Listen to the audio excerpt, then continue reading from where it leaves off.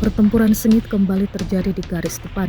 Unit-unit tentara Rusia dilaporkan maju di kawasan hutan Serebiansko dan terlibat kontak tembak intens melawan pasukan Ukraina.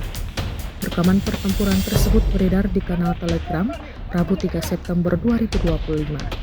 Menurut data Kementerian Pertahanan Rusia, operasi itu berhasil menciptakan kondisi strategis untuk mengepung kelompok militer Ukraina yang masih bertahan di wilayah tersebut. Beberapa jalur tembakan sudah dibentuk, diklaim mampu melumpuhkan sisa kekuatan lawan. Pasukan Rusia memanfaatkan jaringan parit untuk melakukan serangan, menekan posisi pertahanan Ukraina secara sistematis. Taktik pertempuran jarak dekat ini disebut menjadi salah satu faktor utama yang mempercepat dominasi Rusia di sektor hutan Serebiansko.